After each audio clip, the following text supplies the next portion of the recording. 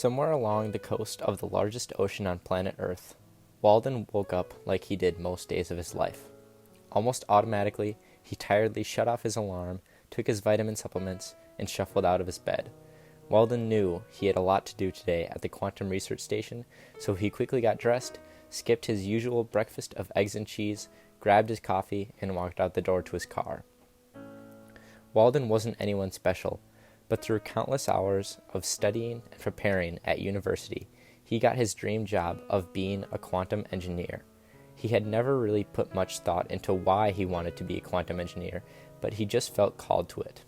He had studied the regular greats at university, Galileo, Newton, Einstein, Curie, Hawking, but found that none of them truly understood quantum theory like he did, mostly because none of them had the technology that Walden did in the year 2132.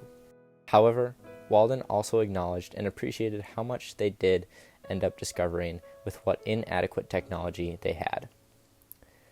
Now, though, Walden was driving to his workplace, the leading quantum research station in the world.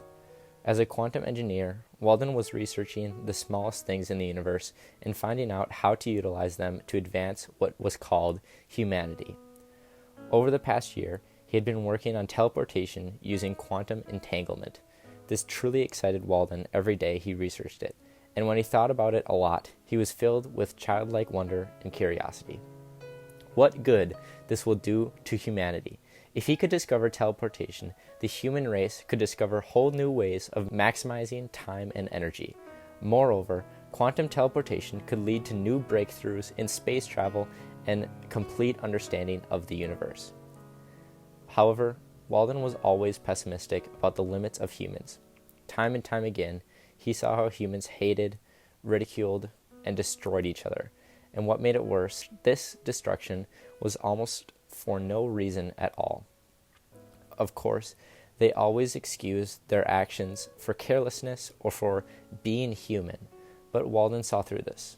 The prominence of unjust discrimination against people sickened Walden to his core, for in his mind, the world still had a lot to do to be better.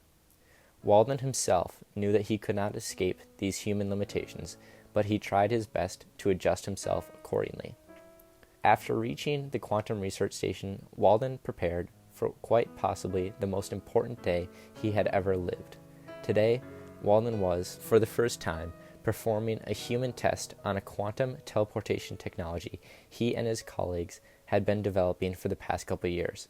Walden had done all the calculations, performed the tests, and theoretically, this test was just a formality because he had already teleported biological material successfully. The only difference between this test and the other tests, though, is the actual conscious experience of it. On the other end of the teleportation, a rat or a mouse could not talk about the actual experience of it, but a person could.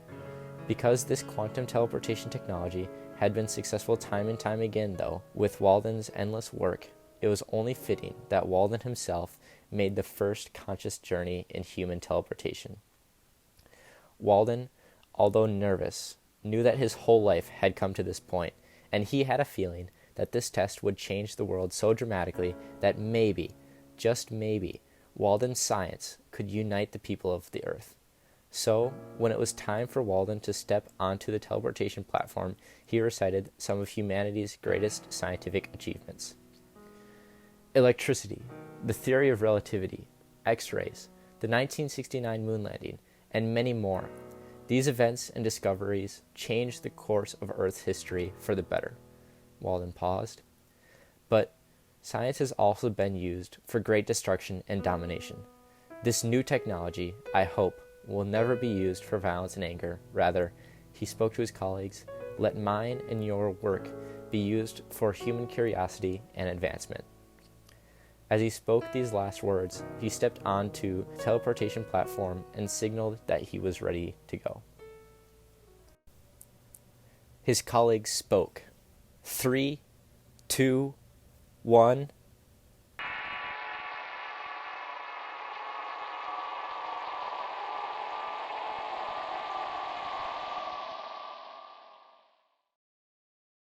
Walden found himself standing in an empty field on the edge of an ocean.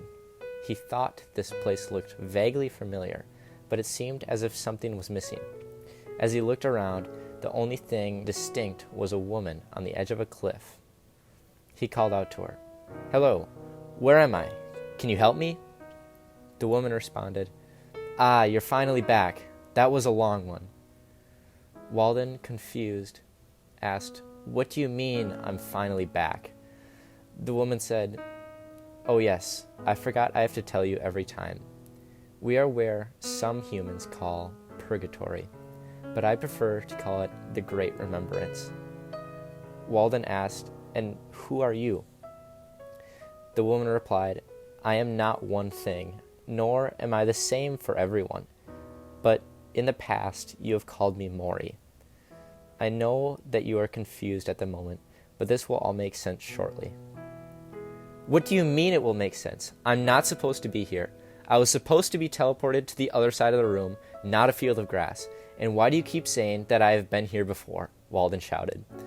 Mori spoke calmly. "I will explain, but you must first walk with me." As Walden and Mori started down a path, Walden was more confused than he had ever been in his life.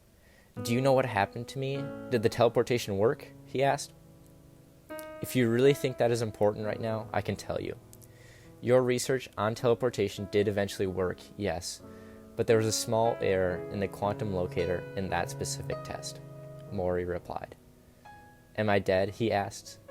"Yes," Mori responded bluntly, "but it's not that simple. You have been dead for much longer than you think.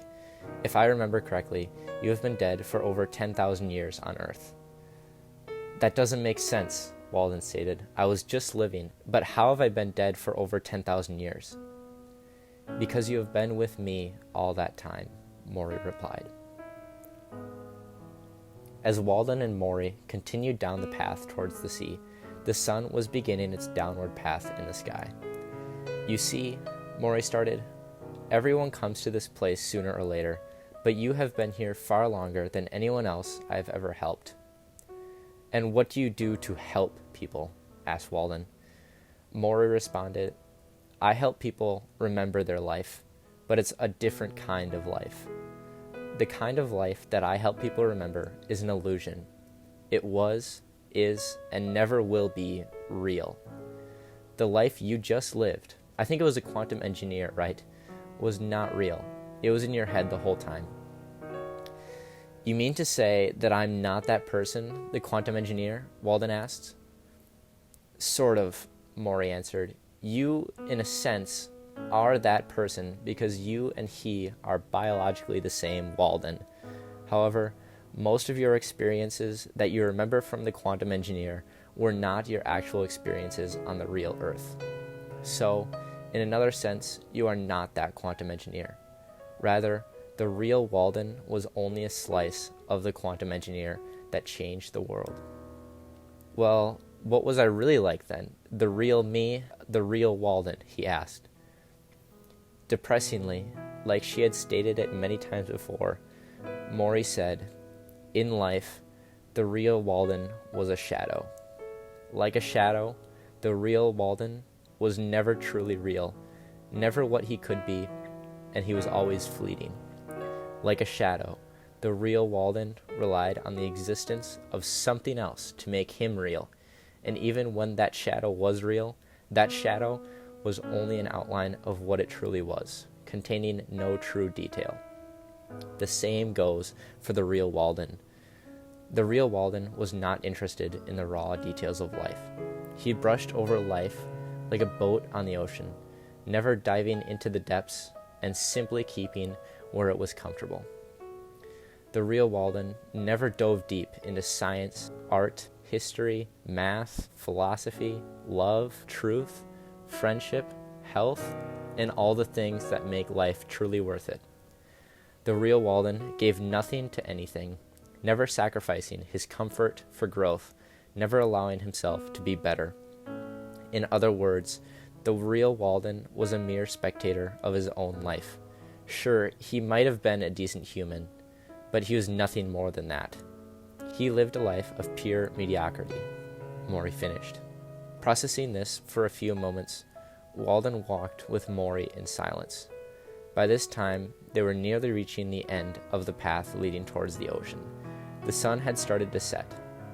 Finally realizing the life he lived, Walden broke in the worst sense of the word. He dropped to the ground, covering his face and tears falling from his eyes.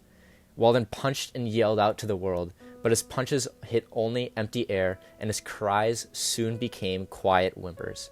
In an instant, Walden realized that he had lived a life that was not life at all.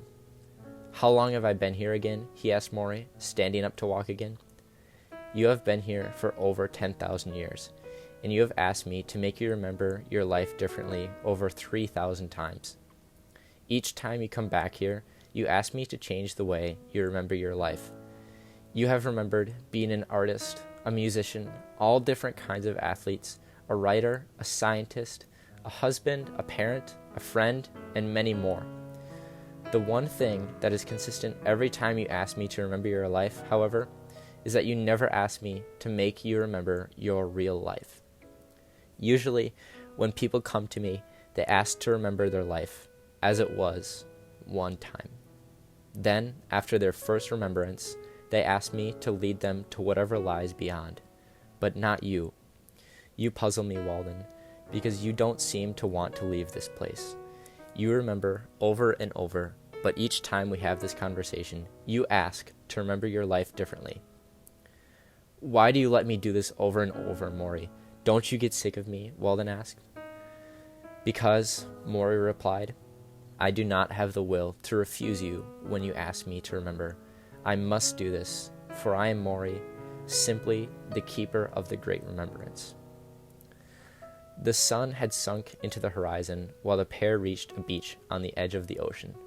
There was a rowboat landed on the beach, and the two stopped before it. "What do I do now, Maury?" Walden asked. "What is there to do?" Maury questioned.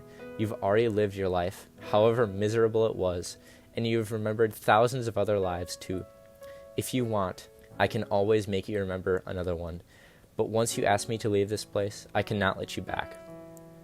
"Walden, whatever you choose to do, I have some advice. Over the course of my assignment here, I have learned a lot, but one thing that has always stuck with me is that the way forward is never backward. I have studied you, and you have been on a 10,000-year quest to change your past life, but you still have yet to realize that it simply cannot be done. There has never been a remembrance that changed the course of a person's life, for the life was already lived, and it can only be remembered now. Walden, you have remembered so many different lives trying to change your own. There's no solace for you here. Nothing you do now will change anything you did in the past. But the decision is yours to remember." "What happens if I don't want to remember again, and I choose to leave this place?" Walden asked. "I cannot say, for even I do not know. I simply lead others as far as I can. If you wish to leave this place, all you must do is get in this boat and row out to the ocean until you cannot anymore. Then dive into the water." Walden understood that he had been in this position many times before, and that he had failed to answer the way he truly wanted to many times. This time, however, was different. Walden understood and accepted his life as it was, for anything he did now would not change it. After 10,000 years of remembering thousands of lives he never had, he finally asked Maury to make him remember his life as it was. Walden understood now what it truly meant to live, even if it was too late to change his past life. Maury welcomed Walden back after the remembrance, led him down to the boat, and watched him as he rowed his way towards the horizon. After rowing a ways, Walden called out to Maury, "I have one question left. All those things I remembered, being a scientist, a musician, a father, could I actually have been any of those things in my life?" "Of course you could have been any of those things," Maury responded. "All you had to do was realize what you could have become." And with that, Walden rowed until he could not anymore and dove into the water.